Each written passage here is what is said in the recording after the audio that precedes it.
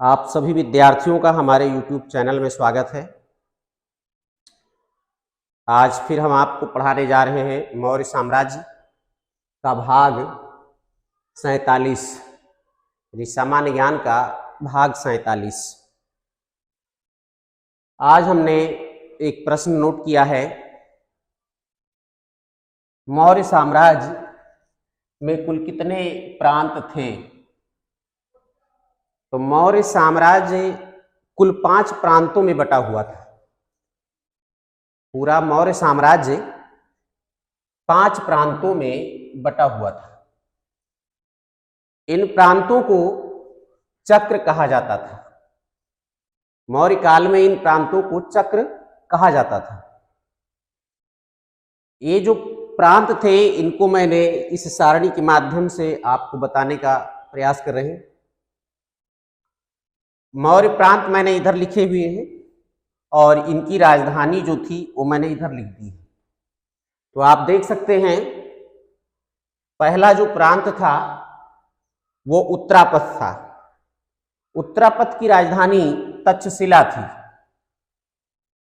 दूसरा प्रांत जो था वो अवंती राष्ट्र था। अवंती राष्ट्र की राजधानी उज्जैनी थी। अगला जो प्रांत है वो कलिंग प्रांत है। इसकी राजधानी तोसली थी। और चौथा प्रांत जो है ये दक्षिणापथ था। इसकी राजधानी सुवर्णगिरी थी। पांचवा प्रांत प्राची के नाम से जाना जाता था। इसको पूर्वी प्रांत भी कहा जाता है। तो इस प्राची या अथवा पूर्वी प्रांत की राजधानी पाटलिपुत्र थी।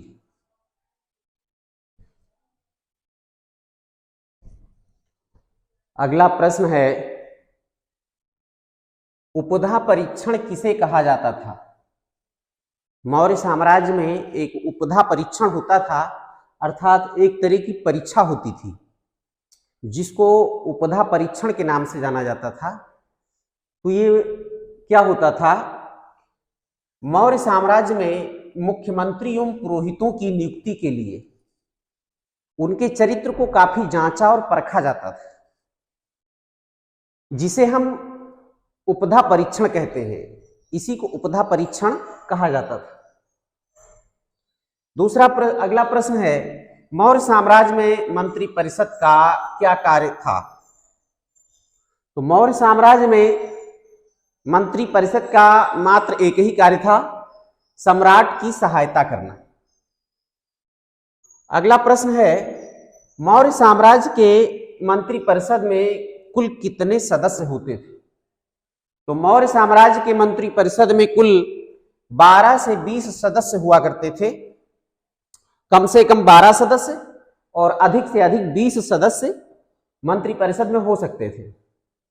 अगला प्रश्न है, अर्थशास्त्र के अनुसार मौर्य साम्राज्य के शीर्षस्थ अर्थात उच्च अधिकारियों को क्या कहा जाता था। तो मौर्य साम्राज्य में उच्च अधिकारियों को जो शीर्षस्थ पदों पे होते थे उनको तीर्थ कहा जाता था और इनको महामात्र भी कहा जाता था।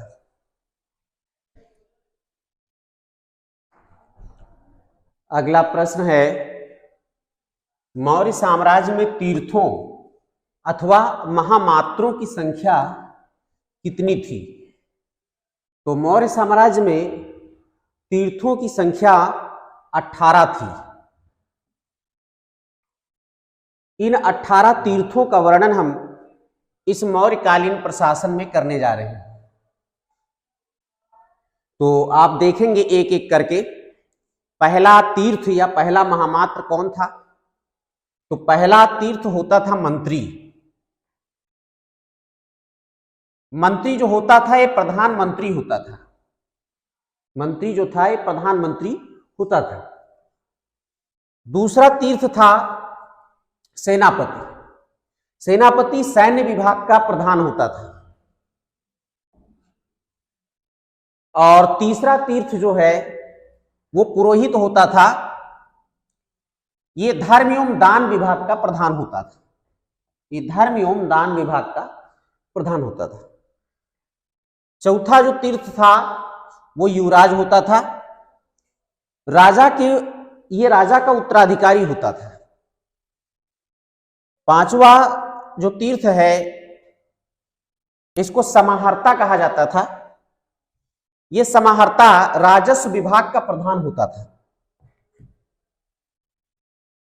और छठवां तीर्थ जो था यह सन्निधाता के नाम से जाना जाता था। सन्निधाता का क्या काम था? यह राजकीय कोषाध्यक्ष होता था।